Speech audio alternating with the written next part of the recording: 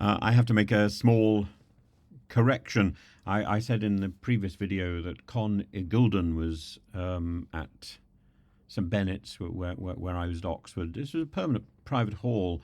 When I arrived in Oxford, or when I applied, I was a monk and I applied to a monastic college, which was St Bennett's, and it closed last year, which came as something of a surprise. And it was very small, and it gave me the opportunity of getting tutorials in almost every college, almost every other college in Oxford. I remember having wonderful tutorials with then Bishop, initially Archimandrite, then Bishop, and finally Metropolitan Callistos, who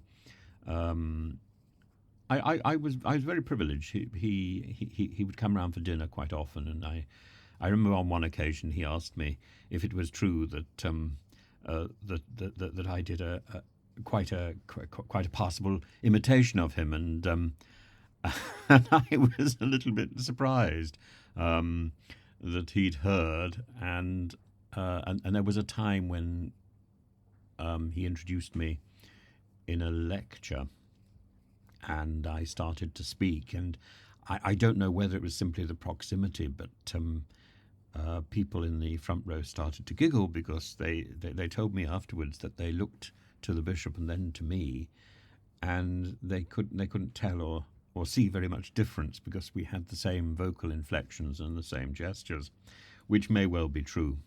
I don't think it's so true now.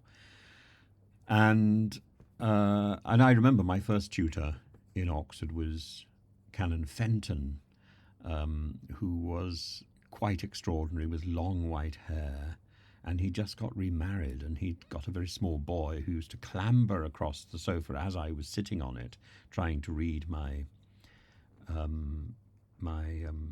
essays. And I remember once my first tutorial, I wrote this very long essay, and the tutorial went on for about 2 hours because Canon Fenton was determined that I should get to the end of it. And I got to my last page, and I'd been typing it out the night before, and the person who had a room next to me was a fellow called Simon Halliday, who was a rugby player. He was quite irritated that I was up so late bashing away on my typewriter. And so I stopped, and I said, well, I'm afraid that's where I had to stop because I had to go to bed. And he said, I don't expect you to go to bed. I expect you to finish your argument. I don't mind whether your essay is 10 minutes long or 3 hours long. You finish your argument. And it was advice that I have taken to heart, I hope. Length is not necessarily a guarantee of quality. And sometimes, if you want to write or to say something briefly, you have to take a lot of time to think about what you want to say. Anyway, this fellow who wrote the book Nero was not at St Bennett's, and I think I'm confusing him with a fellow called Sidebottom, who wrote a book called Warrior of Rome, and he wasn't really an undergraduate at St Bennett's, but I think he ultimately was a fellow or a tutor there.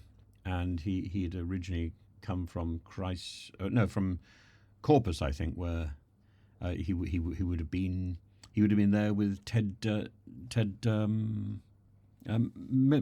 Miliband, or one of the Miliband brothers. I can't remember which one was there, but I remember I used to bump into him occasionally. And so yeah, Oxford was a very charming and very exciting place to be in the early 1980s, late 1970s, and yes, I should make sure that what I'm saying is correct before I say it. But sometimes things just pop into your head, and you come out with them, and then live to regret it. There were many interesting characters connected with St Bennett's, and I certainly remember. There was this long dining table, and everyone sat at the same table, and so I remember some very interesting dinners where you suddenly, as an undergraduate, a very young undergraduate, you're sort of cheek by jowl with the Archbishop of Canterbury and the Cardinal Archbishop of Westminster, and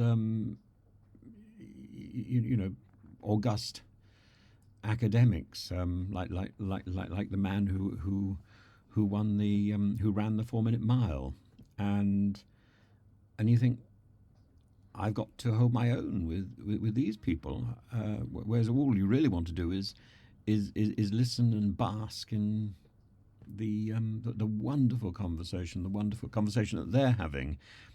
Try not to interrupt too much, and yes, it was a wonderful education, and I've been very lucky, and yeah, that's really why. All I wanted to do was correct a misunderstanding, because I think Igulden was at London University or something, not Oxford. But his book is still something I would hugely recommend.